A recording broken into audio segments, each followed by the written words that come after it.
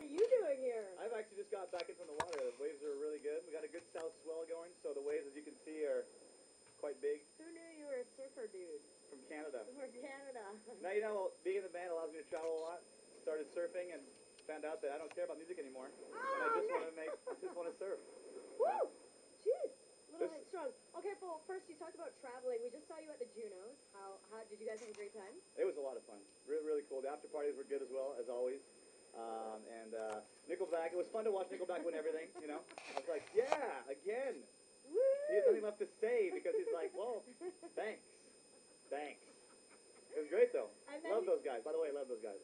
And then you were just in Montreal for Role Model, your clothing line, yeah? Yeah, we did a little just event where people came over. And what else have we been doing? Are people enjoying the line? No, it's going really bad, actually. No, actually, it's doing great. We're in some stores in Montreal and around Quebec, so it helps out a lot. But it's all good. And then you've got your Simple Plan Foundation. Yeah, that keeps going. Tell us a little bit about that. Same as usual. We've had it for like 2.5 years, and we just collect money, you know, and try to give it out to different organizations that we care about, you know, instead of hoping that people give out to what you're hoping for, you know, you kind of take it all up, invest yourself, and I mean, a lot of our stuff that we do, like record sales and merch sales, a lot of it goes into that, and it's all for karma, you know. Well, when I come back in my next life, I want to be, you know, the Prince of Persia. Well, you'll be a sea turtle or something. Exactly. Or, you know, you're living in the ocean. Or if I was born somewhere like this where, not that Canada's not great, but look at that guy go. That's a good one. Woo! Okay, well, born somewhere, but you don't really have to worry about it, because Barbados holds a special place in your heart. Yeah, we've got a little place down here now. Dude, that's awesome. I know, it's really great, you know. Thank you, Simple Plan. Thank you, fans. Yeah, thank you, fans. Yeah. But it's like, you know, I love the beach, and we travel so much. Sometimes when you get home, you just want to go on vacation, you know. You just want to go, like, I've been working for the last 8 months in a row, and I want to go somewhere chill, and I love to surf. This place has good surf. And the water, as you can see, turquoise and warm. How warm is the water? It's very warm. Very warm. It's like a kiddie pool on a hot summer's day. Throw your kids in there. See what happens. All right, so you're gonna give me some tips on how to ride these waves. Okay, I'll give you some tips. Okay. It's well, first of all, there's your board. Yeah, right? you're gonna need a bigger board.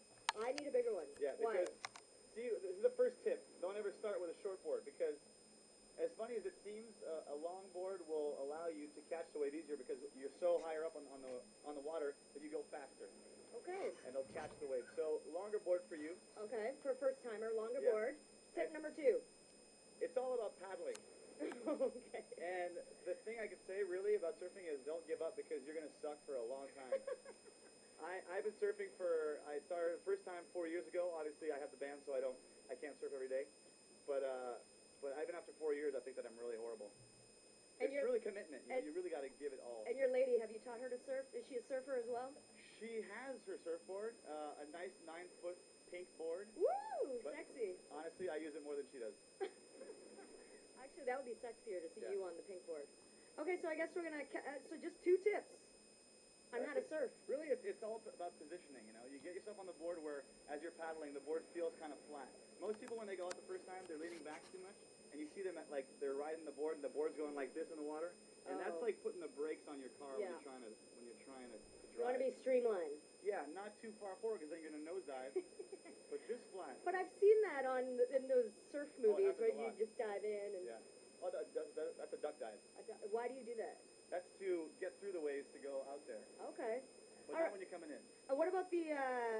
I've seen kids take lessons and they're on their stomachs on the sand and then they pop up. Well, popping up is important, because a lot of people, when I did it at first, you kind of put your knees on the board first and then slowly get your way up. It's really best to just avoid that and just pop up. Really, like, push hard and just kind of go from the bottom and just get on there, you know. Look at you.